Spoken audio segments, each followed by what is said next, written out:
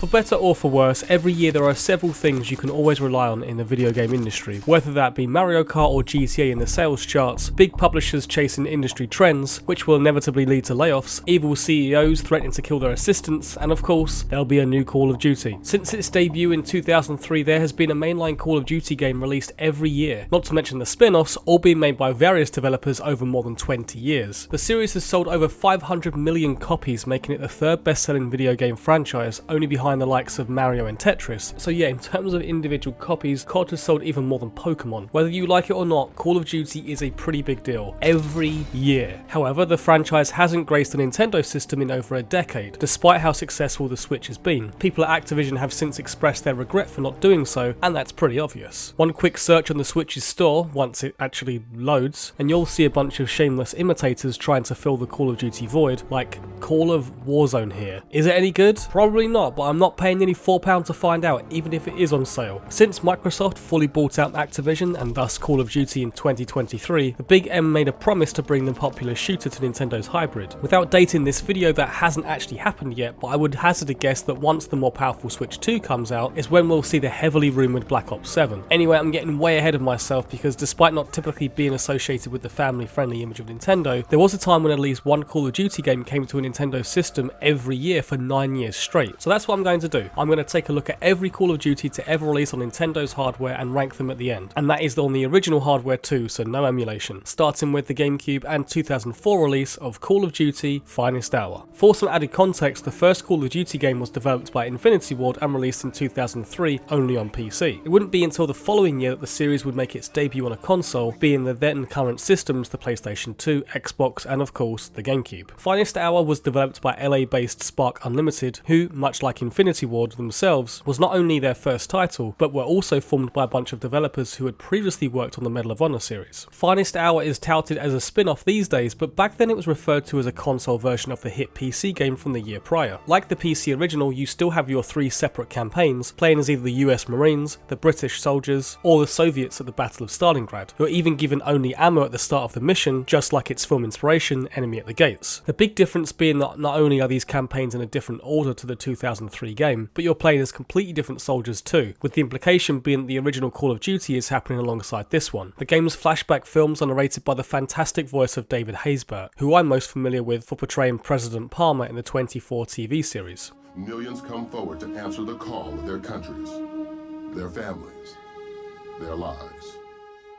Weirdly enough, Brian Johnson, the singer from AC/DC, voices the British Commando Sergeant Starkey, which is just bizarre, and I can't find any other acting credits either. Some of the English and Russian soldiers are also voiced by the prolific Robin Atkin-Downes, who you may know from various roles in the Uncharted series, Kaz Miller from Metal Gear Solid, and most notably, to me, Travis Touchdown from No More Heroes. The GameCube version of Finest Hour was unique to the PS2 and Xbox versions, as not only did it not have online multiplayer, like many third-party GameCube games at the time, but it was ported by Exact Entertainment, who had previously ported games to Nintendo's machine for Activision in the past, including X-Men Dimension and True Crime Streets of LA. I can't speak for the other two versions, but the controls for the GameCube port aren't great. Aiming and firing your guns are to be expected, but the sensitivity is so sluggish in both your movement and turning speed, the latter of which can be turned up, but it also affects your aiming speed too, so I found myself overshooting so many of my shots, just so it didn't feel like I was wading through molasses when turning. The button mapping isn't great either. The A button is your action button for interacting with vehicles, doors and the like. The B button is for grenades, Y for jumping and X for crouching. As for reloading, yeah, that's mapped to down on the D-pad. Not only is this completely unconventional, but you swap weapons and equipment by pressing left or right, respectively, and anyone who knows the GameCube controller knows that the D-pad really isn't the best out there. I often found myself accidentally changing weapons in an intense firefight, when I meant to reload. Why crouch and reload weren't swapped, I'll never know. And then you have up on the D-pad, which is reserved for using med packs, because yeah, much like the original Call of Duty game, this game uses a health system. The difference here is that there are two types, one that is used instantly and another that can be collected and used at any time, with you being able to hold 4 at once. I actually really like this system and was glad to see it brought back for the 2017 release of WW2. You're going to need as many of those med packs as you can, as playing Finest Hour on even the normal difficulty is a challenge in and of itself. The enemies take way too many bullets to kill and are frequent monster closets until pushed back. Worse still are the sparse checkpoints, only getting one halfway through a level, which is brutal when they can take up to 30 minutes to complete. Your health can drain exploding far too quickly if you're not careful and get caught out in the open. Worse are the constant grenade explosions, which not only annoyingly slow everything down for far too long, but this was also before grenade markers were commonplace, so you have no idea when one has been thrown at your feet. And if you manage to hear one thrown your way, then you'll be sure that your friendly AI are standing right in your way and blocking you from escaping the impending explosion. Because yeah, they're really dumb. Getting stuck on walls or just standing in your line of fire waiting for you to end their suffering, which I guess I can relate to in this game is trying my patience. You can command them to move forward with the A button, but not only do they seem to have difficulty obeying simple instructions, but there's no voiceover commanding them or anything, so it just feels really lackluster and tacked on. Their health is displayed by the colour of their name, green being full, then yellow to orange, and then red meaning they're about to die. You can give them a health pack if you want, but it's pointless because if they die, they just get replaced by another soldier anyway. And yes, you can accidentally heal them instead of yourself, which infuriates me to no end. This game is hard enough. I don't need Corporal Dumbass here stealing my health packs, thank you. Weirdly enough, there is one instance of regenerating health, but that's only in the tank levels, which is odd when you think that most games have regen health for the on-foot missions, but limited health for the vehicle sections. But no, Finest Hour flips that standard for some reason. I don't actually mind these missions to break up the rather lackluster shooting mechanics, but they take up like a third of the game's 10-hour runtime, and just go on for too long. Once I had a friendly tank block the path from broken check marking and refused to move, so I had to restart the entire level. You can tell that this game only had a year in development. Although I do think for its time Finest Hour looks pretty decent, with some nice looking action set pieces, but it's all just so dark, especially with the sewer level, because of course there's a sewer level. I can barely see where I'm going half the time, and I've turned the brightness up on the capture device. This is what it looks like on a standard screen. I can't see a thing. This was the first and only time a Call of Duty game used the renderware engine, the same engine which powered the PS2 era Rockstar games, and because of this, Finest Hour just never looks or plays like a typical Call of Duty game. It feels stiff and sluggish to play, with the animations feeling rigid and enemies not reacting to the bullets in a natural way. A far cry from the fast and frenetic action this series would become known for, even when compared to the 2003 original.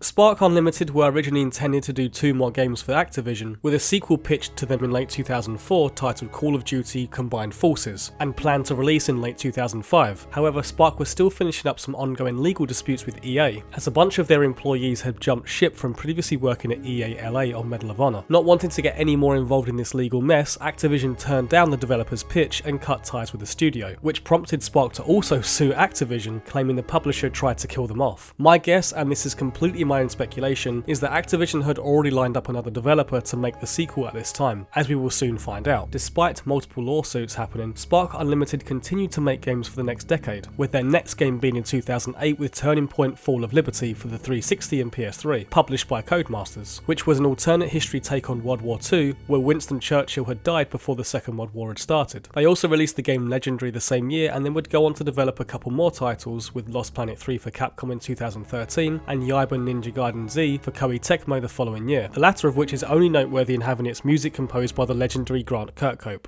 All 4 of these games received relatively poor reviews and underwhelming sales upon release, resulting in Spark shutting its doors in 2015. A shame, because despite their rather mediocre games, the company seemed like it was always doomed from the start, plagued with lawsuits, rushed development and poor managerial decisions.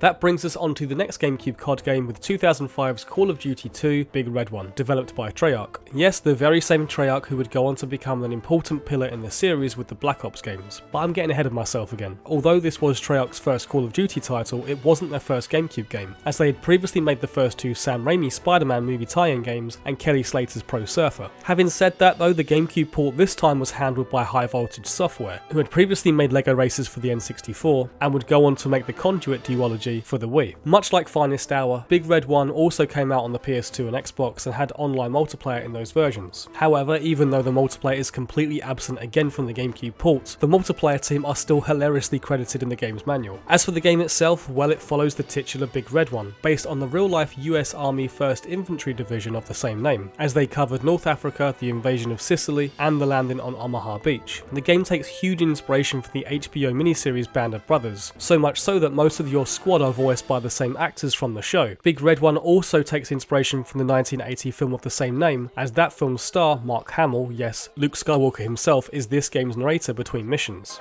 Known as the Big Red One for their distinctive arm patch, the fighting first set sail from New York to the United Kingdom in early August 1942 to begin their training for the Second World War. Overall, the story and characters feel a lot more real and personal, especially when compared to Finest Hour. You actually become somewhat attached to your squad and their contrasting personalities and back and forth banter. It's actually effective when one of them dies during a scripted event and the music swells. It feels somewhat quaint now, but back in the GameCube generation, you rarely saw this level of character emotion in a World War II shooter. The main cast can't die during regular gameplay, but the privates that tag along still can, just like in Finest Hour, but they're a lot less annoying and rarely get in your way. Compared to Finest Hour, there are less levels in Big Red 1, and the completion time is shorter, but it's a much tighter package as a result, with the level design being more linear and overall a much more polished experience. The controls feel a lot tighter too, with the overall movement being smoother, and the shooting feeling a lot more punchy. The only downside is that there's no longer a hit marker when shooting enemies, so it does lack a little bit of extra feedback you come to expect from the series. The developers have thankfully mapped the reload into the large A button this time, which is a much welcome change, but one issue arises with this, as A also picks up drop weapons with just a press, and there are so many laying about, so I end up picking up a gun I don't want instead of reloading. It's not a huge issue, but it definitely became a slight annoyance. This also means that you can no longer open doors yourself, which the game rather hilariously points out early on, instead having to rely on your comrades to progress to the next area for you, something that would plague the series for years. Luckily, the AI is a lot smarter than before, where you'll see them actually shoot and kill the enemy, they'll find cover and will move out of your way automatically. Thank God. The enemies as a whole rely a lot less on monster closets, yet they can still be overwhelming if you're not careful. Health packs return again, so still no regenerating health, but you unfortunately can't stack them this time, so you have to use them where they lay. Grenades are a lot quicker to throw this time too, as well as being able to cook them, but you still don't have a grenade marker and you can't throw them back yet. The explosions as a whole are a lot less annoying, but some will instead make your character go prone if one goes off nearby and muffle out the sound. Not as annoying as Finest Hour, but still a little annoying. Tank missions return again. Well, I say missions, as it's actually just one, and thankfully it controls a whole lot better. It doesn't outstay its welcome, but unfortunately the regenerating health doesn't return either. There are other vehicle-based missions too, like this one where you're in a bomber plane and swap between gunning down enemy planes and bombing enemy ships below. Again, you only do this once, it doesn't outstay its welcome, and before long you're back on the ground gunning down more soldiers. The game still runs at 30 frames like the previous GameCube COD, but Big Red 1 just runs and looks so much sharper. Some effects look good, like the fire and explosions, but there are some that look pretty ropey, like this ugly river texture. I know it's only 2 games for now, but if I had to rank them, I would obviously have Big Red 1 at number 1, with Finest Hour at number 2, with nicer visuals, better controls, improved AI, more interesting characters, and much tighter gameplay. Literally the only downside I can think of is that you can't stack health packs anymore. But no question, Big Red 1 is the better game. The thing is, for as great as a shooter as it was for its time, it got completely overshadowed by its bigger and more flashy brother with the release of Call of Duty 2 on PC a week prior. That game was developed by Infinity Ward and of course was the direct sequel to the game from 2003. Not only that, but later that same month the Xbox 360 launched with a PC port of Call of Duty 2 and blew people away with its HD visuals. Yeah, COD 2 is the better and more impressive game, but clearly Activision was so impressed with Treyarch's work on Big Red 1 that they were given just a year to make the follow-up to both entries with Call of Duty 3. And how did that go? Well, you have to come back for part 2 to find out, as well as the 4 other COD games that came to Nintendo's next system, the Wii, and I will add them to the current ranking. Anyway, thank you so much for watching. If you do want a part 2, then please like the video, subscribe if you haven't done already, that way you can be alerted when it's eventually out. Until next time, bye.